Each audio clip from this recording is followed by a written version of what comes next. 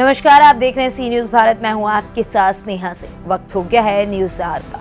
विधानसभा 392 भदोही से भाजपा विधायक पद के प्रत्याशी के रूप में प्रबल दावेदार माने जा रहे सीएमपी कॉलेज प्रयागराज से महामंत्री रह चुके छात्र जीवन से ही राजनीति में वर्चस्व बनाने वाले रितेश तिवारी ने भाजपा के 5 वर्षों के कार्यकाल में विकास कार्यों की सराहना करते हुए कहा कि भाजपा सरकार ने सभी वर्गों के लिए कार्य किया है और आने वाले विधानसभा चुनाव में जनपद भदोही की तीनों सीटें भाजपा जीतेगी और एक बार फिर योगी आदित्यनाथ मुख्यमंत्री बनेंगे।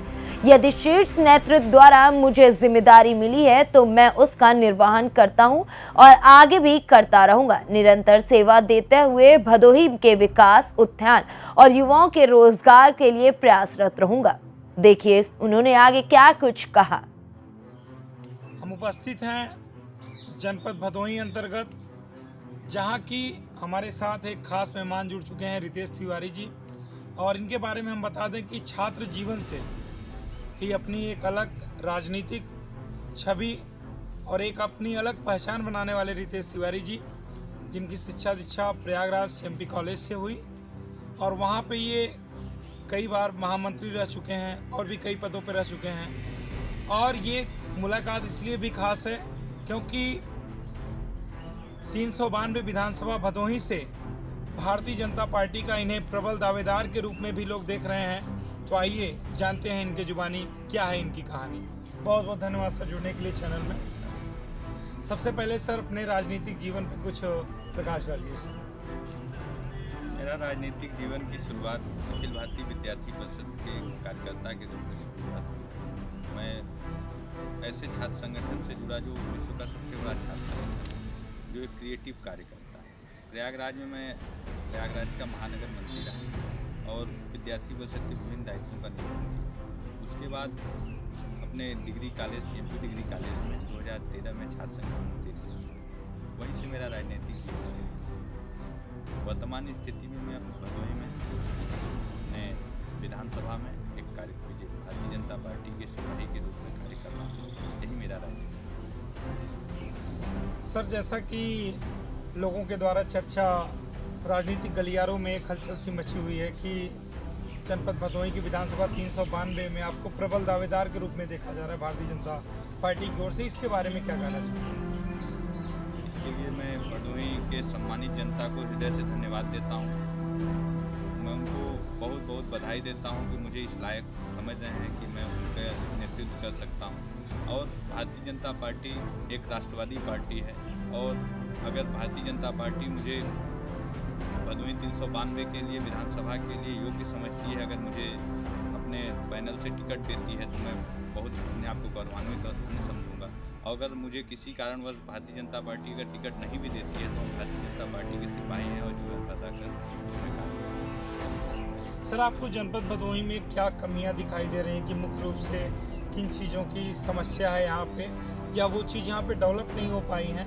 और अगर यहाँ से आपको शीर्ष नेताओं का साथ मिला और आपको टिकट मिला और जनता का विश्वास मिला, जनाधार मिला और आप यहाँ से विधायक होते हैं, तो आपकी प्राथमिकताएं में कौन कौन सी चीज़ें शामिल होंगी?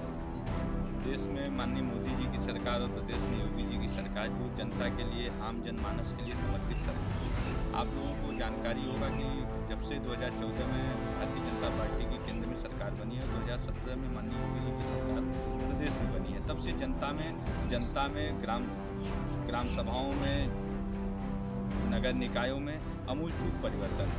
आज गरीब आदमी, ये ऐसी सरकार है जो नौजवानों के साथ, महिलाओं के साथ, बुजुर्गों के साथ, गरीबों के साथ बिना किसी भेदभाव के समर्पित होकर कार्य किए। चाहे आप उज्ज्वला योजना को उठा के देखिए माताओं के सम्मान के लिए, चाहे शौचालय की योजना देख लीजिए, चाहे आप आवास, चाहे आप आयुष्मान भारत के तहत लोगों को निरोग बनाने के लिए 5 लाख रुपए की, चाहे बेटी बढ़ाओ बेटी पढ़ाओ की योजना देख लीजिए। एक ऐसी सरकार है जो संपूर्ण, जिसको कि कहते हैं हम कभी भी कि सभी समाज के लिए, सभी लोगों के लिए कार्य करने वाली है। पहली पूरे भारत की सरकार है जो सबके लिए कार्य करे, किसी के साथ भेदभाव नहीं।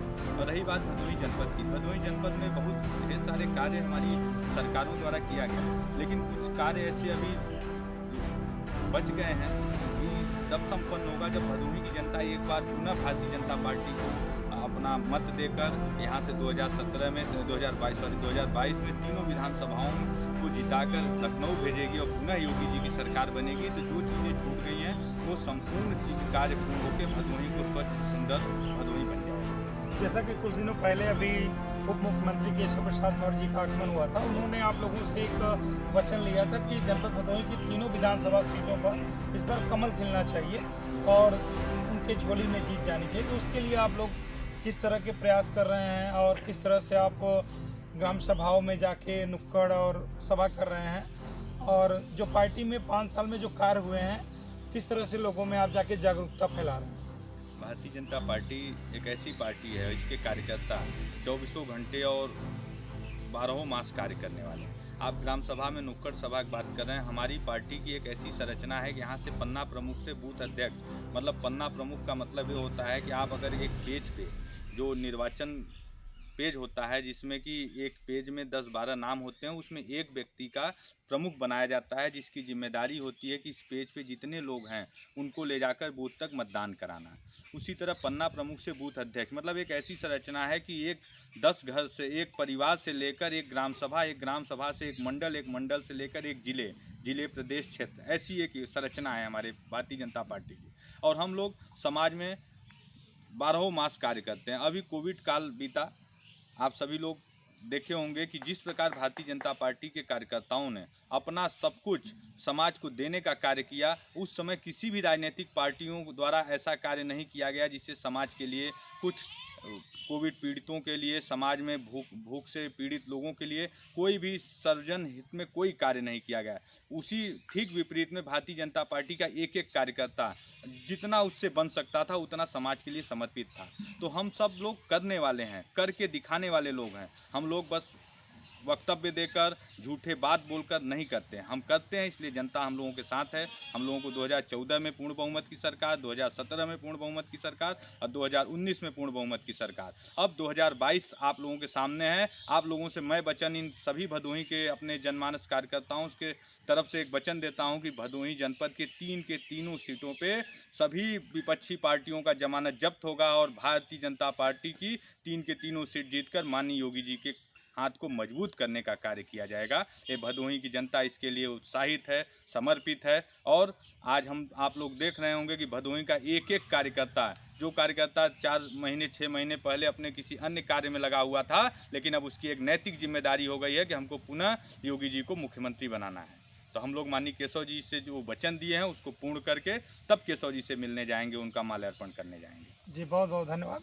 ये थे हमारे साथ विधानसभा 392 के प्रबल दावेदार माने जा रहे रितेश तिवारी जी, जिन्होंने कि बताया कि जो केशव प्रसाद मौर्य ने हम लोगों से वचन लिया है, निश्चित रूप से हम और भाजपा का जो भी पूरा परिवार है, जैसे कि इन्होंने बताया कि पन्ना अध्यक्ष से लेके बूथ अध्यक्ष और मंडल अध्यक्ष, इस तरह से एक ग्राम सभा से लेते हुए पूरे जिले, प्रदेश और राष्ट्र को मजबूत बनाने का काम भारतीय जनता पार्टी कर रही है। और निश्चित रूप से हम लोग उसमें लगे हुए हैं और 24 घंटे 12 माह काम करके भारतीय जनता पार्टी को मजबूत बनाने का और एक बार फिर से योगी जी को मुख्यमंत्री बनाने का इनका जो सपना है वो निश्चित रूप से साकार होगा और एक बार फिर से उत्तर प्रदेश में भारतीय जनता पार्टी की सरकार बनेगी। सी न्यूज़ संवाददाता आशुतोष पाठक की रिपोर्ट। भदोही से सी न्यूज़ संवाददाता आशुतोष पाठक की रिपोर्ट। फिलहाल इस खबर में बस इतना ही। देश विदेश की ऐसी तमाम खबरों को देखने के लिए बने रहें सी न्यूज़ भारत के साथ।